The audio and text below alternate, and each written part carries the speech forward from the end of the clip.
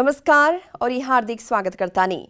जनता द्वारा जनता खातिर प्रसारित जनता टेलीविजन के नियमित कार्यक्रम है संदर्भ और ये जैसे कि अपने जानती बानी हर बीएफए के अपने यही समय में दिखते आ रहल बानी भोजपुरी संदर्भ कार्यक्रम में हमने के एक जने अतिथि रहेनी हमने के कार्यक्रम अवधि भर और हमने के समय सांदर्भिक अभी के जौन परिस्थिति बाटे जौन स्थिति बाटे और ये अभी के जौन जितना भी बातचीत हमने के करेनी सन हमने के समय सांदर्भिक विषय वस्तु में ही केंद्रित होके करेनी सन और ये आजू हमने के साथ बानी छिपरमाई गांव पालिका के अध्यक्ष मनोज कुमार गुप्ता जी, वहाँ के हम स्वागत करतानी।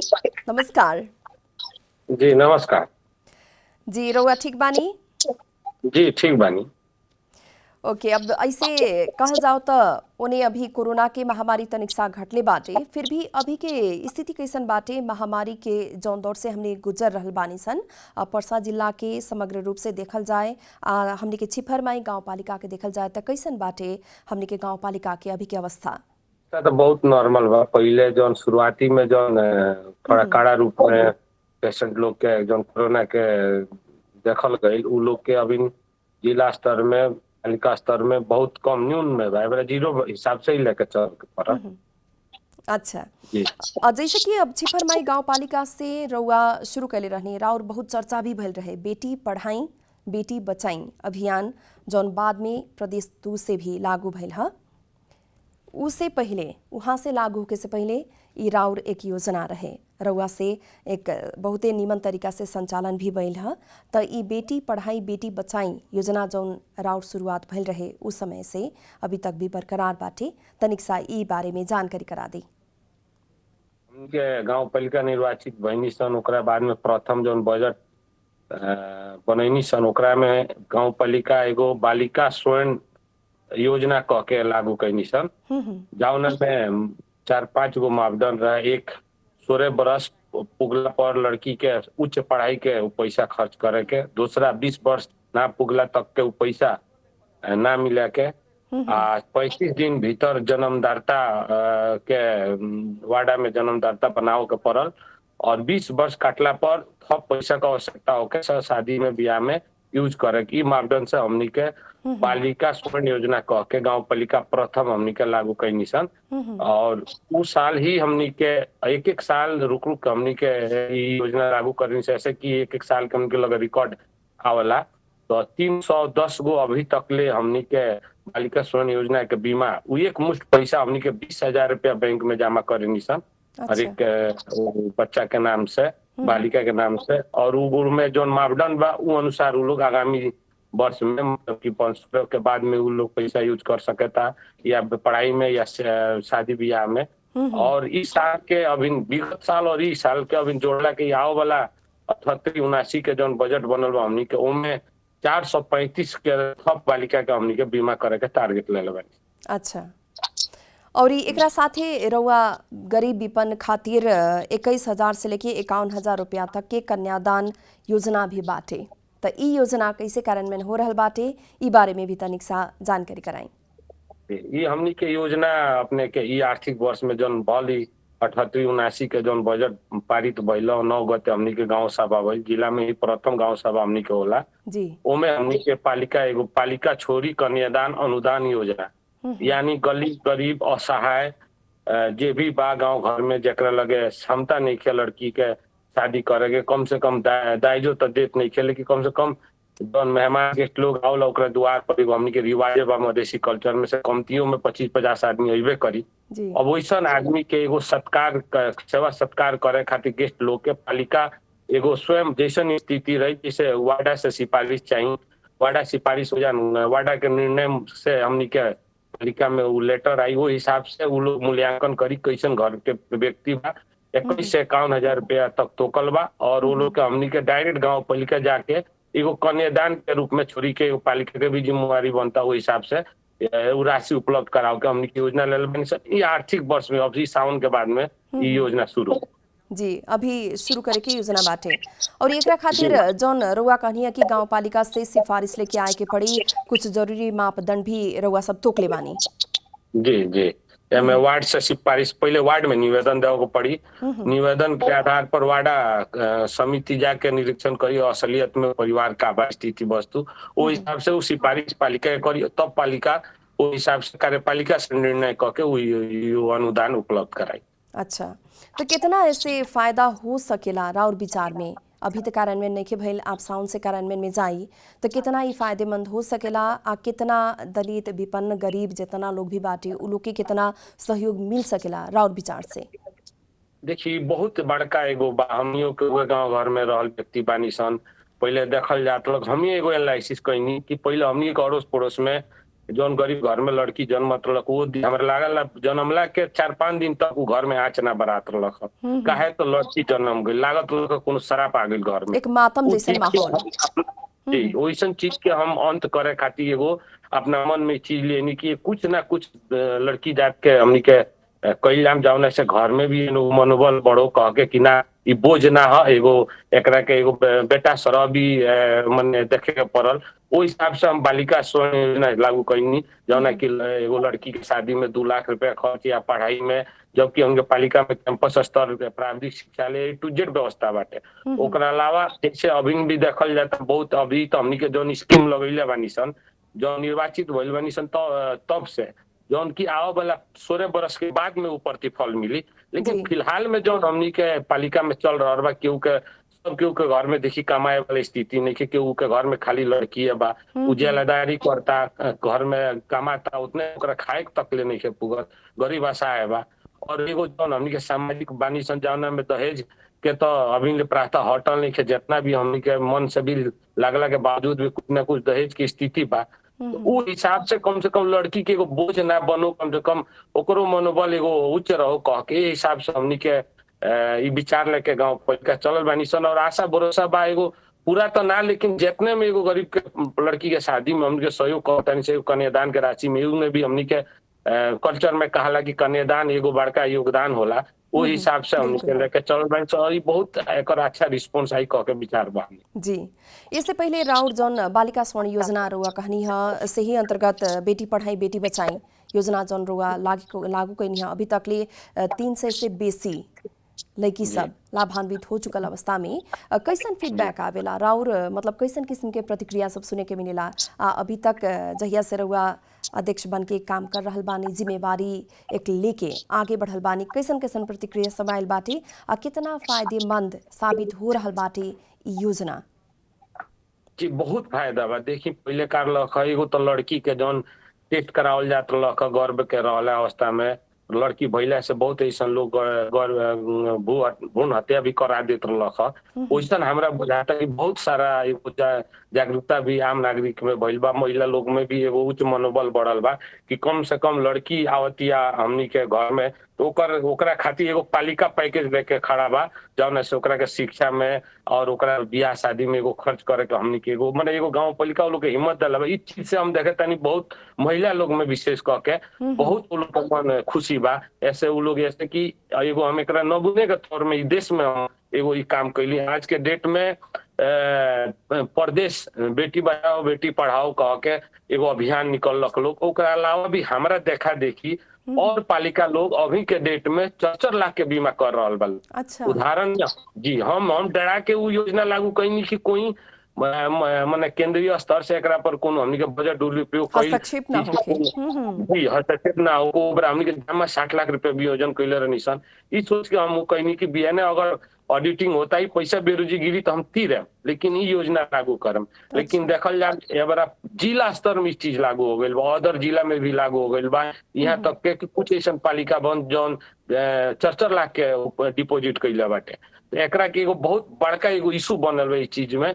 और ये प्रदेश स्तर से भी ये सब योजना आ रहा बा नया नया में और ये चीज को नाम कमाता छे परमाई।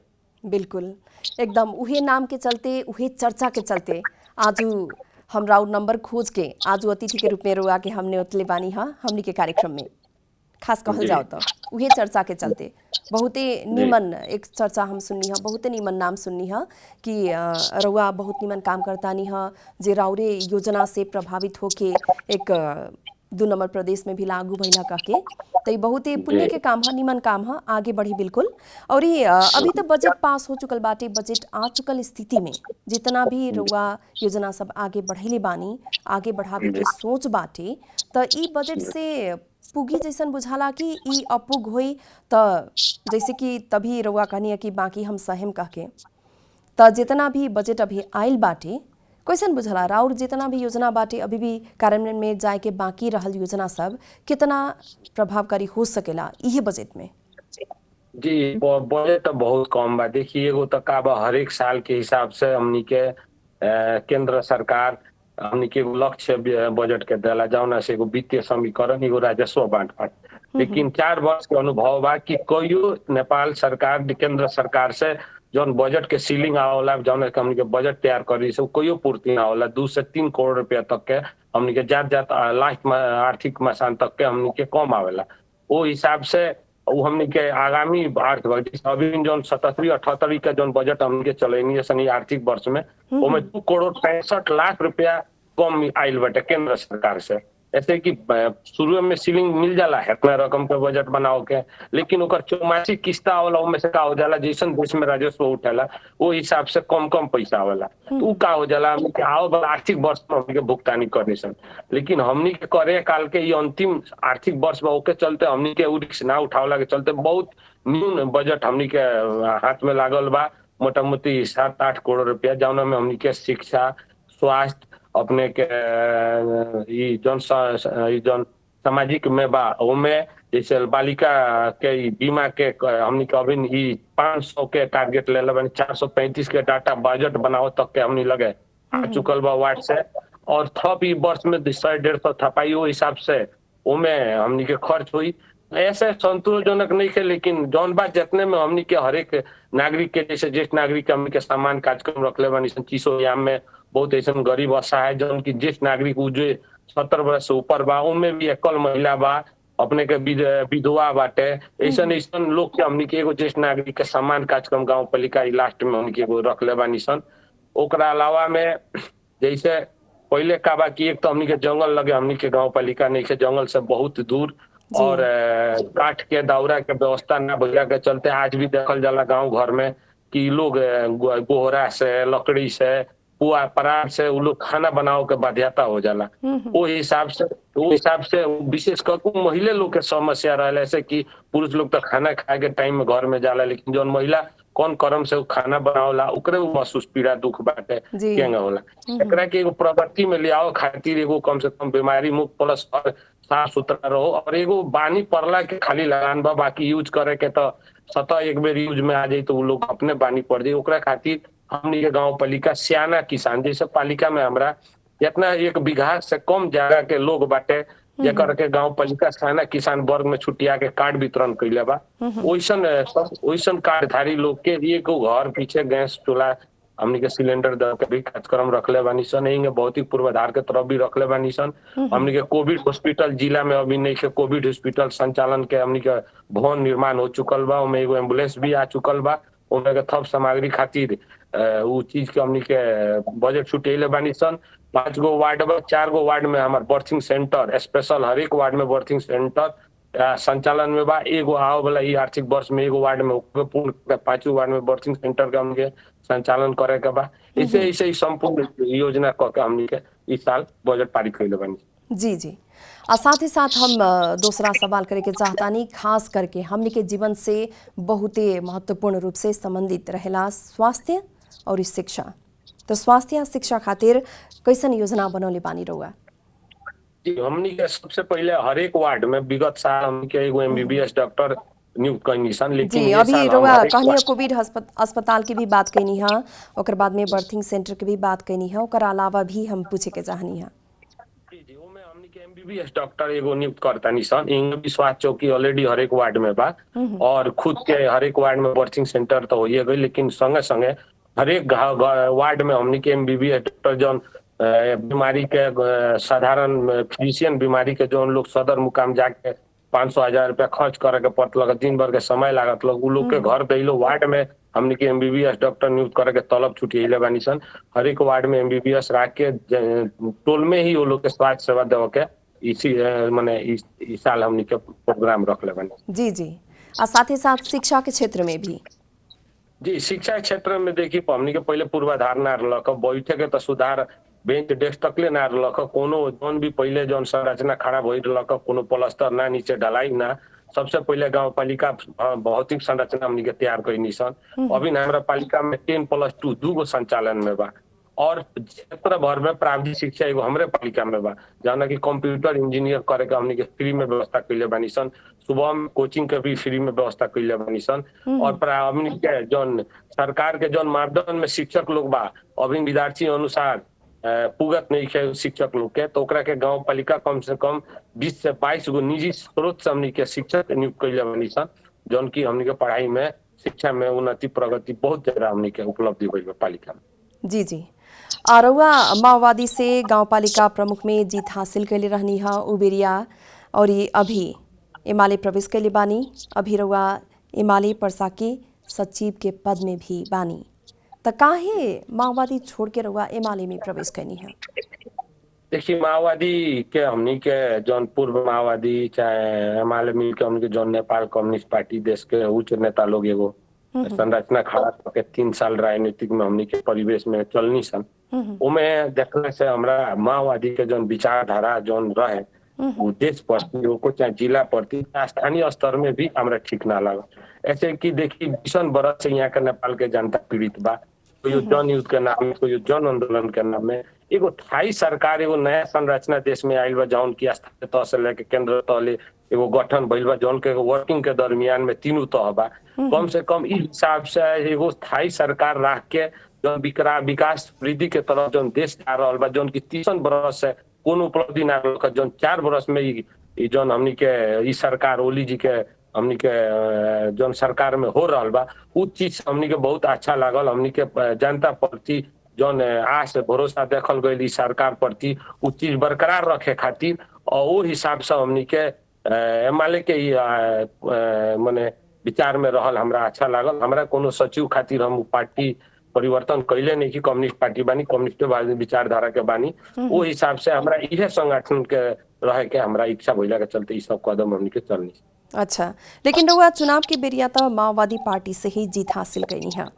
जब जीत चुकल बानी, आपन एक अध्यक्ष के पद में जिम्मेवारी लेके कार्यरत बानी, तो अभी जब पार्टी फुट के संघार में गई है तो रउआ नेकपा एमाले में प्रवेश करे के ज़्यादा उचित सोचनी है। रउआ कहतानी कि अभी माओवादी पार्टी के उतना विचारधारा या फिर कहल जाओ कि सोच राउर सोच से उतना ना मिलल काके कहता नहीं, लेकिन चुनाव के बेरिया कैसे रहुआ इतना पसंद रहे अभी आके, मतलब पार्टी छोड़े के कारण काथी काथी भइल था तने विस्तृत रूप से हम जाने के चाहता नहीं। एगो का बाकी हमनी के जौन अभी परसा जिला में जौन जगह से निर्वाचित बानी सन, हमनी के सीमाना के टासल बा, 4 गो वार्ड भारतीय बिहार के सीमाना से टसल बाटे।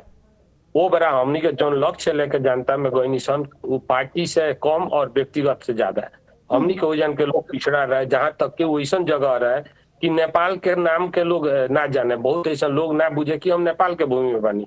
वो लोग इंडिया से खाना पीने से लेकर दवा से लेकर हर एक चीज वो लोग के देनी की जितना जीवन में वो लोग क्रियाकलाप रहे भारतीय भूमि से रहे। यहाँ तक कि सदर मुकाम तक आओ में भारतीय रास्ता से 40 किलोमीटर घूम के फिर के आओ के पड़ल। वो हिसाब से हमनी के एगो भावना जगह सन कि हमनी के कुछ परिवर्तन करे सन। हमनी के रोवा लगन के चीज अभी तक ले नहीं खेल, उ चीज को स्थानीय स्तर में कह के देखा के वो आस भरोसा से हमनी के उबरा लगनी सन। लोग विश्वास भी कैल, हमरो 3 पुस्तान हमार दादाजी गाविस अध्यक्ष, बाबूजी गाविस अध्यक्ष, नया संरचना में पालिका अध्यक्ष हमरा के जनता निर्वाचित कैलक। वो हिसाब से हमनी के जनता से मत लेनी सन। रहल संगे संगे जो रुआ कहते माओवादी से अच्छा लग दी, माओवादी के लगे एजेंडा ओ बरा भी ना रहे, ए बरा भी नहीं है। जैसे कि जौना बेरा प्रचंड जी सरकार में उतना बड़का लहर आयल देश में, पूरा बहुमत के सहित वहाँ के प्रधानमंत्री बननी, जौना बेरा भी एगो रुकमान कटवाल जी के विषय पर वहाँ के राजीनामा ठोक के चल देनी। वो हिसाब से तब से भी देश में देखल गई कि राजनीतिक एगो स्थिरता ना रहल। कम से कम एगो कम्युनिटी के विचार लेके एगो पार्टी बना के देश के समृद्धि के तरफ ले जाए वाला जौन विचार लेके वहाँ लगन एकता कोई नहीं लगन, वहाँ लगन के ई टूट भइला के चलते ई आज हमनी के डिसाइड लेला के माने समय आ गई, वो हिसाब से हमनी के चलल बानी सन। अब अभी भी वार्ता पे वार्ता हो रहल बाटे, रउआ खुद जानकार बानी है। तो अभी के जौन ई राजनीतिक स्थिति बाटे अभी हमनी के देश के, रउआ का बुझाला ई राजनीतिक मोड़ कैसन रूप ली? देखिए अब तो काबा की ई तो उच्च स्तर के राजनीति होल देखते बानी भल हमनी के मायामाला में माधव नेपाल समूह की और मोदी जी समूह में बीच में अब रोज वार्तालाप हो रहल बा, लेकिन एकर कोनो डिस्कस नहीं निकल। लेकिन हमनी के संपूर्ण पार्टी लोग के आस भरोसा बा कि ई निश्चित बा एकता होकबे करी। और संगे संगे आवे वाला दिन में जौन उ लोग विशेष 3 बरस पहले ही सोच के चल रहे ओकरा के फिर से नया ढांचा से उ लोग एकता कह के जायज कह के हमनी के पूर्ण पार्टी के संपूर्ण सदस्य लोग के हमनी के सोच रखले बानी सन। और शायद ये हो कहीं के चाहिए देश में एवरा का आवश्यकता बा कि बिना कम्युनिस्ट लोग, संपूर्ण कम्युनिस्ट लोग एक जगह ना बैठी जब तक ले इस देश के विकास और समृद्धि ना हो। अब अभी की स्थिति में देखल जाओ तो मध्यावधि निर्वाचन की मिति भी घोषणा हो चुकल बाटे। ई स्थिति में ओने हम खास करके परसा जिला के ओमे भी खास करके राउर गांव पालिका के हम बात उठावे के चाहतनी, तो वहाँ के सर्वसाधारण के काथी कहनाम बाटे, उ लोग काथी कहलन ई विषय में, कैसन प्रतिक्रिया सब सुने के मिलेला रउआ? देखिए का बा अभी तो अदालत में मुद्दा चलला के चलते खास कोनो प्रतिक्रिया नहीं के, लेकिन एगो चीज जरूर का बा आम नागरिक से लेके उच्च स्तर के नेता लोग तक ले एगो माने अनभिज्ञता कोनो चीज सोचे में नहीं आवत कि देश अब का होके वाला बा, का स्थिति हुई, राजनीतिक कौन मोड़ ली। ई लोग में एगो माने चिंता के विषय बनल बाटे आम नागरिक से लेके केंद्र तक ले कि ई आवे वाला अदालत के फैसला के हिसाब से ही देश में का स्थिरता हुई या अस्थिरता हुई। तो एमे अभी संपूर्ण जनमानस में एगो चिंता के विषय बनल बा। सब लोग ये प्रश्न कर रहल बा, ये कारका से ऊंचे छोटा नेता बा, बड़ा नेता से बड़ा नेता बा, ओकरा से बड़ा नेता से, चाहे एगो आम नागरिक बाटाओ घर टोल के उ गांव टोल के जे नेता बा ओकरा से कि अब का होई, कैसन होई, देश में का स्थिति होके वाला बा कह के ई विषय पर ही एबरा के विषय चर्चा चल रहल बा। लेकिन एकर जवाब केहू लगे मिलत नहीं कि का होके वाला बा। जी हमनी के गांव समाज के देखल जाओ तो रउआ खुद गांव पालिका अध्यक्ष बानी। हमनी के गांव समाज में जौन एक मान्यता होखेला, एक रूढ़िवादी संस्कार एक जड़ गाड़ के बैठल रहेला।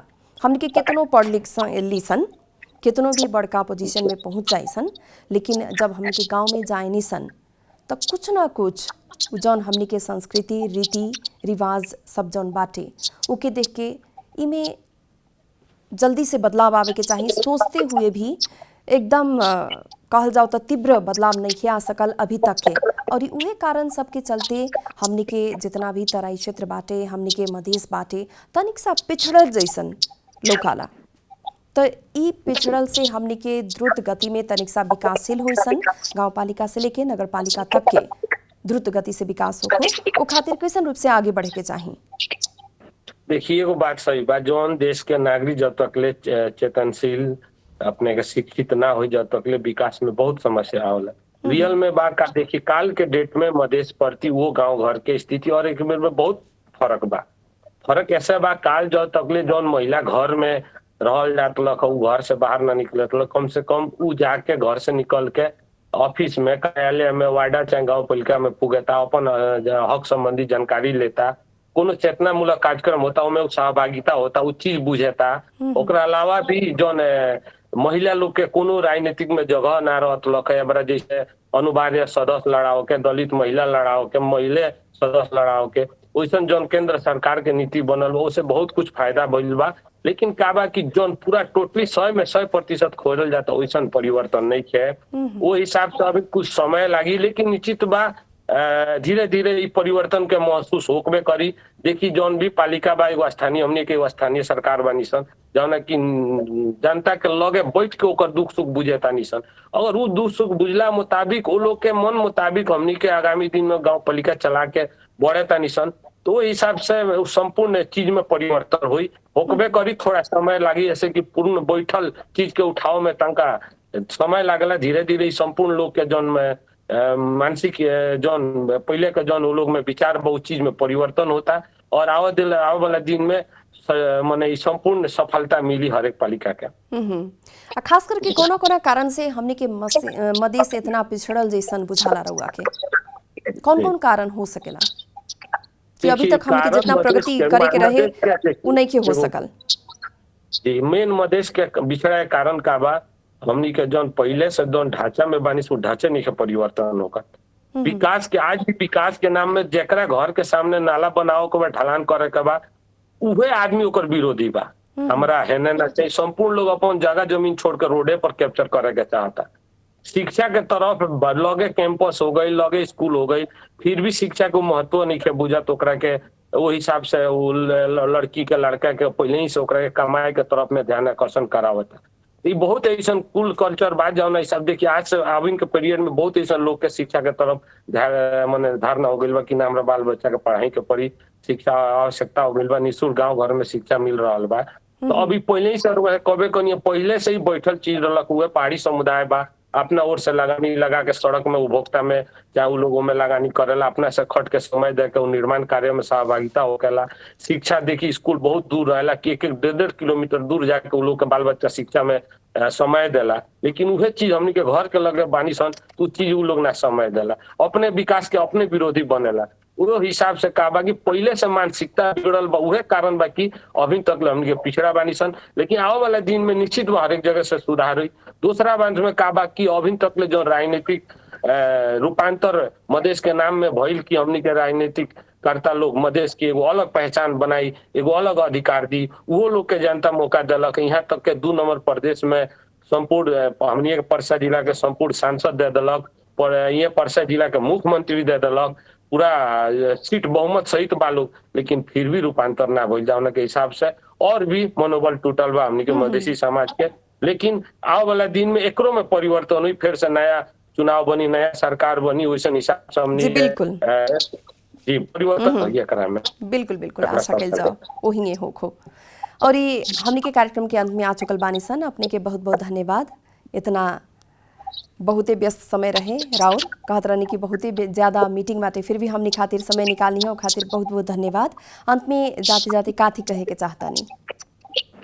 जी हमनी के एगो का बा कि अगर अपने के टीवी मार्फत और भी के उच्च स्तर के नेतागण हो कि लोग या कोनो कर्मचारी जौन सिंचाई तरफ हो कि लगन वहाँ लगन से एगो हमनी के जिला बाढ़ी पीड़ित से बहुत परेशान बानी सन, एकरा में ध्यान आकर्षण करा के तंका आग्रह करम रोवा लगन के कि कम से कम परसा जिला में बाढ़ी से बहुत हैरान बानी सन। ऐसे कि यहाँ के समस्या विदेश के स्तर से बा, हमनी के तटबंध बड़का बा, भारत के रेलवे ट्रैक बा, हाईवे बाटे, संपूर्ण पानी जाए नहीं के सकत, संपूर्ण पानी हमनी के नेपाले के भूमि में एगो हमरे पालिका ना संगे संगे 2-3 गो पालिका के लोग डुबान में रहता। एकरा में तंका उच्च स्तर में छलफल होके वाला स्थिति बा, एकरा के रोवा लगन के आग्रह में बात पुगा देम।